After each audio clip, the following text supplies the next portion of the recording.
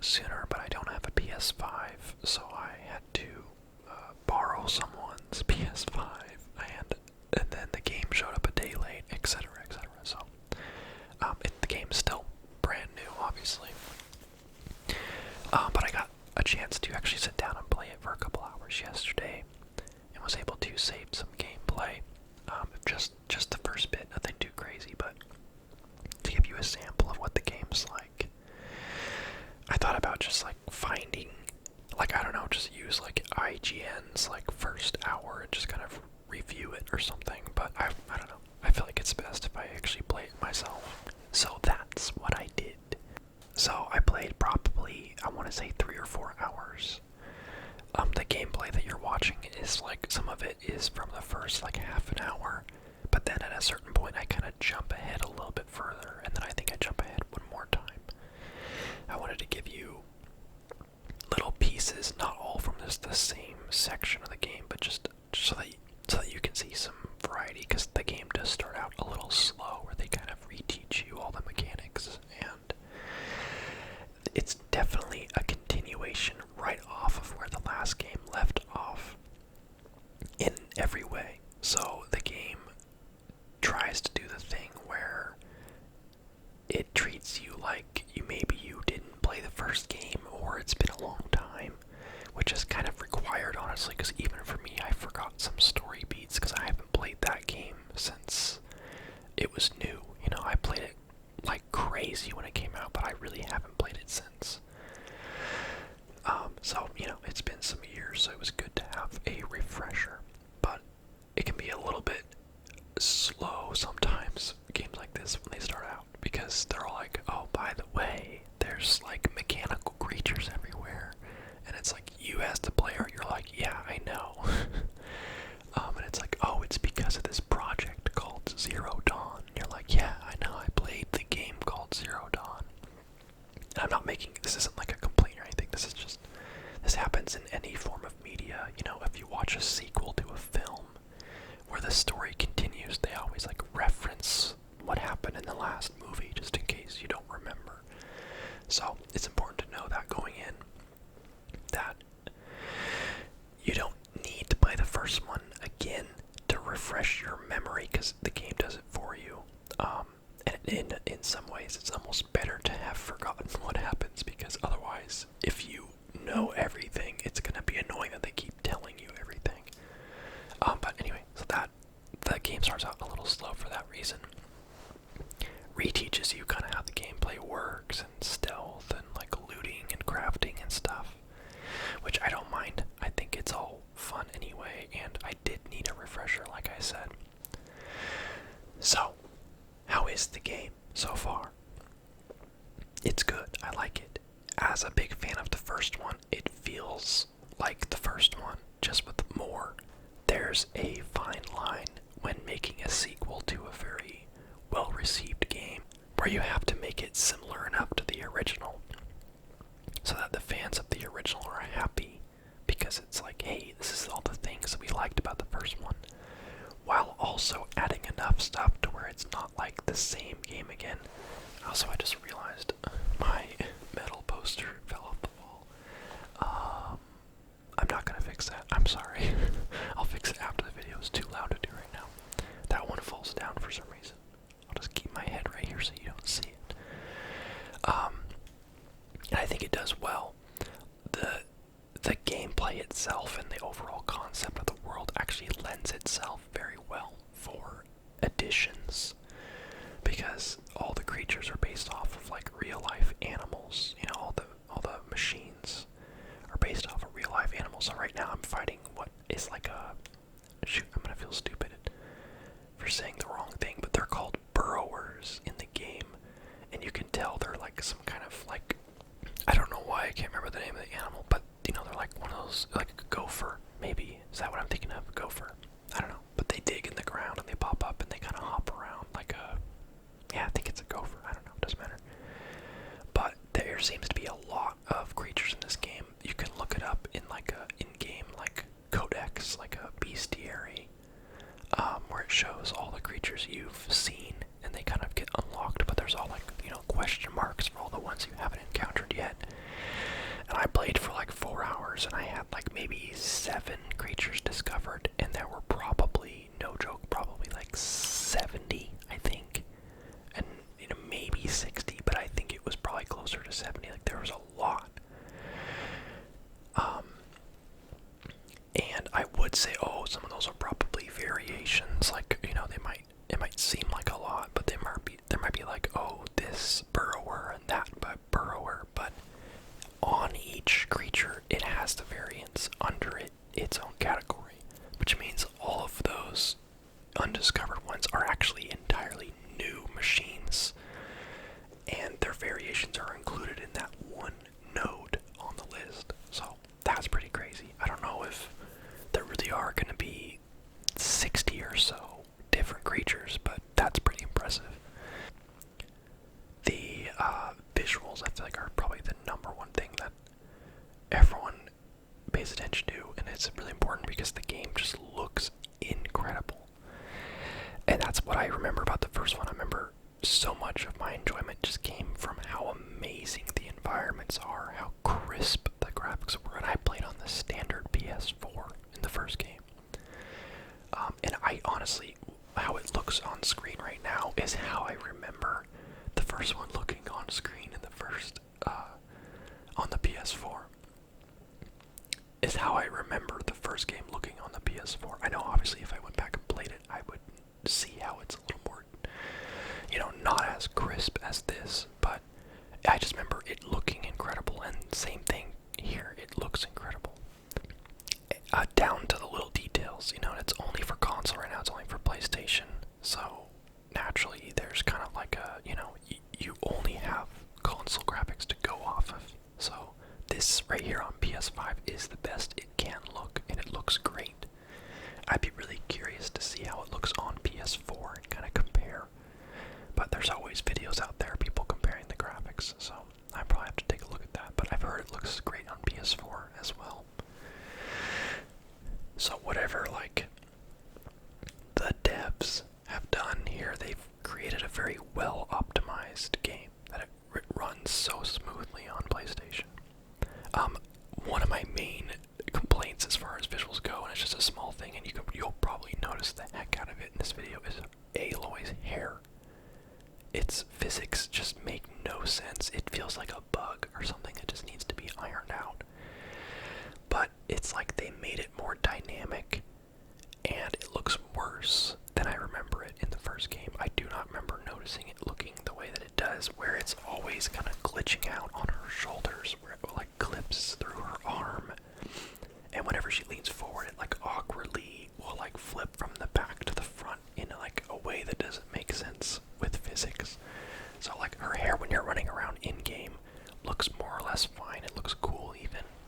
But in cutscenes, when she's kind of like moving around, her hair is constantly glitching through, back and forth, or through her shoulders. It looks a little silly, but I trust that that's one of the things that will get fixed. I always hear, whether it's in games or like film animation, that hair is one of the hardest things to animate, and they kind of screwed themselves by giving her such complex long hair, because especially having it front and back, because lots of times in games when someone has long hair, it's just back, it never goes over their front of their shoulders, so that they never have to really think about that. If with dynamic hair like this, I'm spending too much time talking about the hair, but they made her hair very complex, and they definitely set themselves up to have something very difficult to animate, so definitely some stuff to iron out there, to straighten out there, ha ha ha, hair jokes. But otherwise, that's pretty much the only like consistent weird visual thing that I ran into.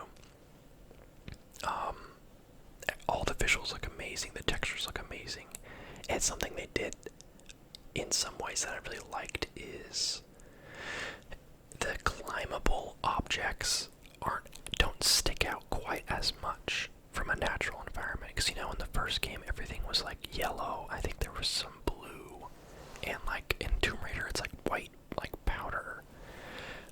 There's sort of like a very sticking out of the environment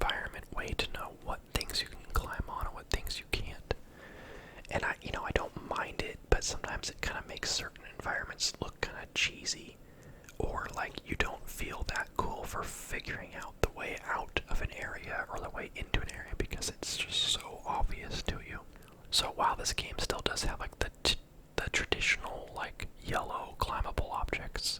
Like you can see me, I'm kind of like lost right here trying to figure out what the heck I'm supposed to do. Some of the environments you use your little pulse scanner and it will highlight the climbable objects with like a yellow line, like because your whole thing is that you have like a, Google Glass built into your head so you can like see tech things, and it will like guide you. There's like an in-game reason for you to be seeing like highlights on objects, and it like kind of pointing you in the right direction. So yeah, I was really lost here for a second. There we go, focus mode.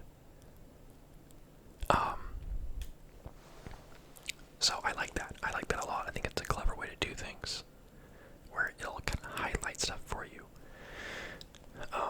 And also I noticed that there were straight up just rocks that looked not at all climbable that you could like climb. She would like grab like little edges in certain rocks and kind of inch her way up them like you would climb in real life. But there was no highlighting on them at all. I thought that was really interesting. It almost felt like I wasn't supposed to be able to climb these.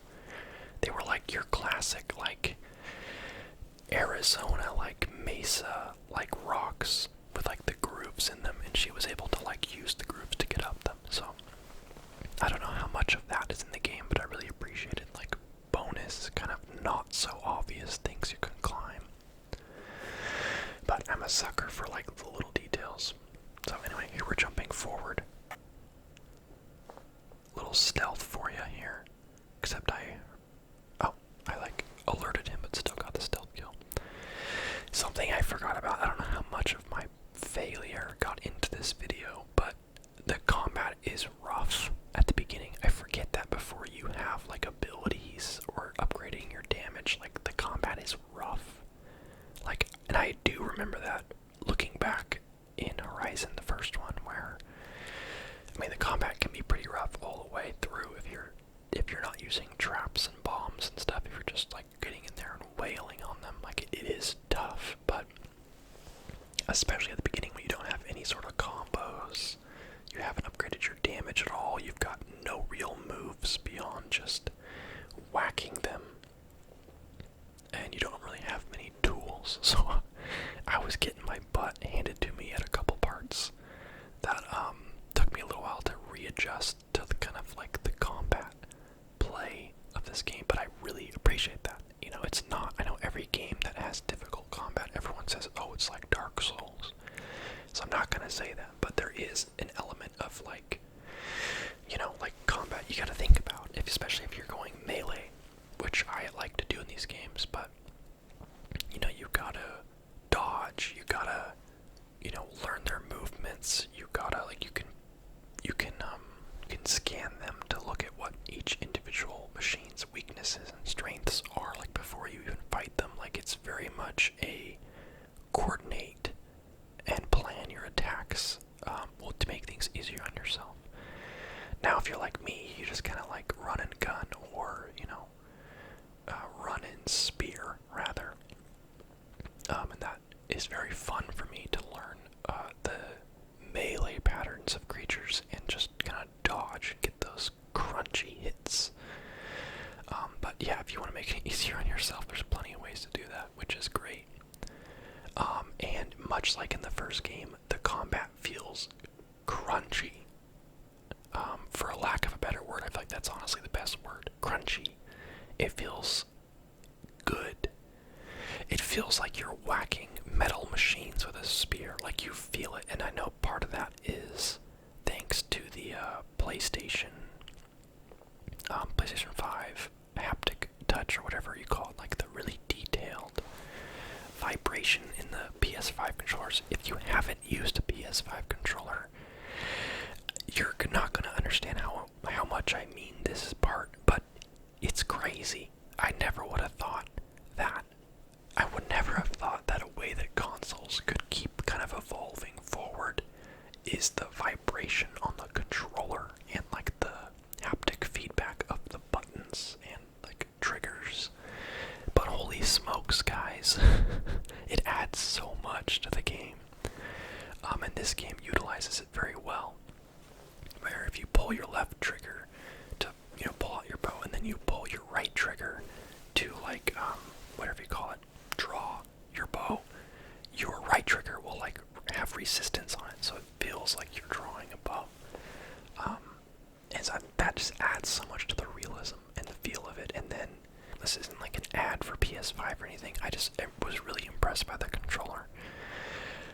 If you haven't used it yourself, then you might not know the gravity of how great the controller feels and how detailed the vibration is. Like, I don't even know how the heck it works, because in any other controller, there's pretty much only two ways it vibrates. Either it vibrates or it doesn't. You know, it's like just got a rumble pack in it, and when you shoot it, like, rumbles. You know, like, that's pretty much it. But in this, it feels like there's 1,000 little vibration points all over it, and they can do so much more than vibrate. They can, like, scrape and convulse. I don't know how to describe it, but there's a point in, like, one of the PlayStation, like, Playroom games where you play as, like, that little Astrobot guy, and it's kind of like a showcase for the PS5. And to put it in perspective for you, there's a part where you ice skate on ice, and you can feel, you know, you alternate, you skate on your left foot, then your right foot, and your left foot, and you can feel on the left side of your controller like a scraping on ice texture, and then on your right foot, when it switches to your right side of your controller, the same kind of scraping. It's the weirdest freaking thing ever.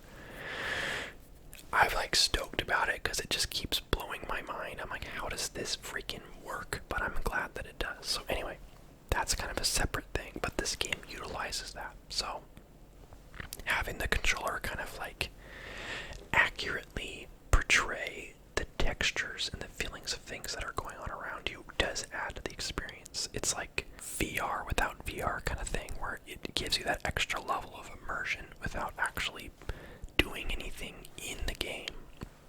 You know, it makes you sitting on your couch or whatever feel more like you're in it. So I think that's fantastic. So that's more of a plus to the PS5 controller. But yeah, so that's a side thing. But the game utilizes that. It's great.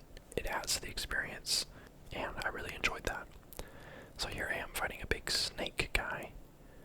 I definitely skipped a large chunk in the middle of that fight because it just went on a long time. At this point, I had forgotten that you can like zoom in further and like slow down time, so I was really struggling to hitting like the like weak points on the snake because he was moving around so much, and I'm kind of rusty with the controller, honestly. So that was a bit of a struggle. I felt kind of stupid, but so I skipped over some of the boring parts. But like you saw there is your classic RPG elements. You've got, I think, 5, maybe 6, I forget. I know I just showed it, but I think it's 5 or 6 different skill trees. Different categories like Hunter, Survivalist, Machine Master, or something like that. There we go, playing with the photo mode. Floating in the air. So there's skill trees that unlock different, like, abilities and moves you could do, and how you can override monsters, or have combos with your spear, or like, you know, fire 5 arrows at once, or like an arrow volley, or, you know, more traps and stuff. So in addition to like just buffs, like, you know, 30% more damage on a light attack, 30% more damage on a, you know, a heavy attack, that sort of stuff. So you do get stronger as you play. Also, this was the tail of the snake that I shot off at some point, but would have been cool to have gotten that early on. Maybe that was the right way to defeat him, was shoot his tail off and then blast him with it, but got that a little bit too late. As far as story goes, I'm very hesitant to say anything too much because I feel like I haven't really gotten that far in it. And some of the things that have happened thus far in the story so far, and some of the things that have happened so far in my playing time, which I won't talk about because I'm like I said, 4 or 5 hours in. Nothing spoilery happens in this video. This is all still within like the first hour of the game, but I'm very curious. Let's just say that much. There's a couple things that happened that made me go,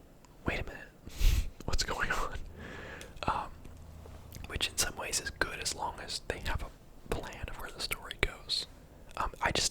I will say I was surprised by some things that have happened so far. Mostly one particular thing. And I can talk more about that in a future video if I keep, maybe when I finish the game. So, yeah, that's been interesting. The story in the first game was very interesting. I remember being very curious every step of the way because at the beginning, you are kind of in the dark about what's going on, what it all means, what your place in it is. There's a lot of different mysteries that you kind of find out, and then the explanation is usually pretty satisfying. I don't know how much this guy is in the game, but very annoyed by this type of character. Like, just look.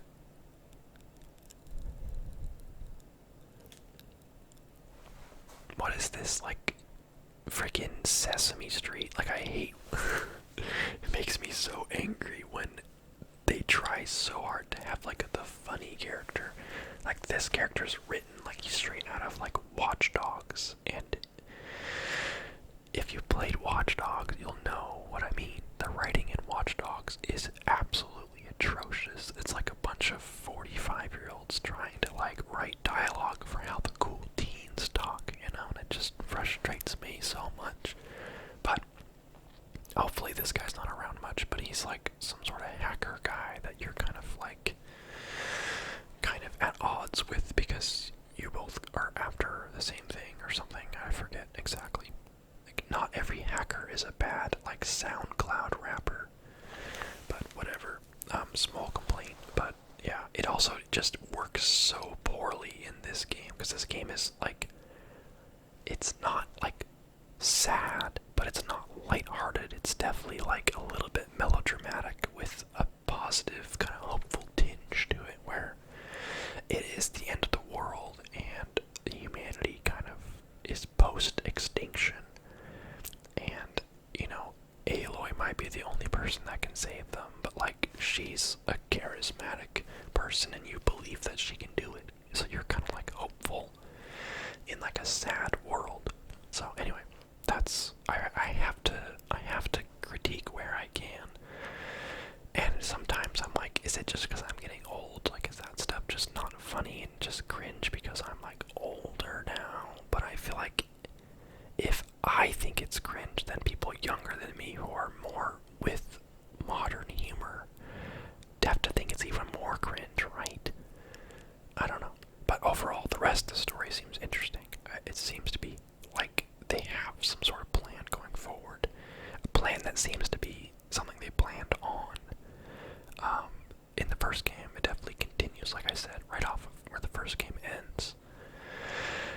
And it seems like a natural progression of the events of the first game, which I like. I don't like when they are like, okay, well, we had a very big kind of final end to the first game, and then now we're trying to shoehorn some story that feels like lesser than the first game's threat, that you're supposed to care about more. Like, they've done a good job of making you feel like there's still a big problem out there, even bigger than in the first game.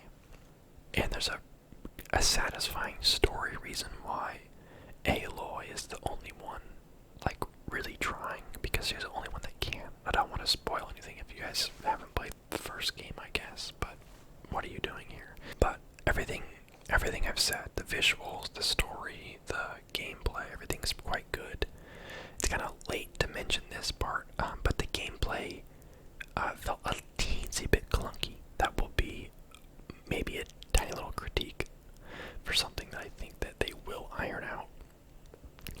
I remember it feeling a lot more refined in the original. It felt like the terrain feels kind of like buggy sometimes, where you'll kind of glitch over environments, or like some areas that you fight in have way too many like objects, like rocks and walls and tree branches, so that you're kind of like, you'll like roll to dodge, but your character will hit a rock that's on the ground, so you'll just roll in place and then get hit, and it's kind of like, that doesn't seem fair. So stuff like that, where I think that there's a little bit more ironing out that needs to happen there, but everything felt pretty proper as far as the actual fighting went, where, you know, using your bow, using your abilities, hitting the, you know, using your spear. Just the movement in combat felt a little wonky at times, and not game-breaking, not anything to lower my enjoyment, I don't think. But it is something that definitely stood out to me as something that felt different than before, where I was like, I remember it playing a little smoother in the first game. So that is a complaint I've seen in the community, and everyone in the community has very much been enjoying the game. So it's more of a like a gentle critique of like, hey, just to let you know, something to keep ironing out in future updates. But the game does feel very much complete. You know, I think we gotta give a game credit for that. We have so many big releases where it just seems like it's part of the release process at this point, where a new game comes out and you expect it to need like 6 more months of work, if that. You know, you look at like Battlefield 2042, you look at like Cyberpunk, which, don't get me wrong, I enjoyed both those games in their own ways. Mostly Cyberpunk. I didn't really care for Battlefield much, but you can't deny that these games have huge issues when they come out, and it just is like part of the game release thing now. So a game like this, where the glitches or bugs were few and far between, and things that really don't affect your enjoyment of the game at all, like I said, her hair being kind of weird, is not gonna lower my rating of the game. You know, the movement being a little clunky at times really takes like a percentage of a point off. Like, it doesn't really matter too much, especially since they're a dev I trust to like fix anything that's wrong with the game. Like, you can tell they really care about making their game great. So I would expect, you know, fixes in the next couple weeks to iron out some of these little things people have been pointing out. But so credit there. Someone actually released a big game that was actually done when it came out, so that gets some bonus points for me. So anyway, I hope you guys enjoyed this video. We have Destiny Witch Queen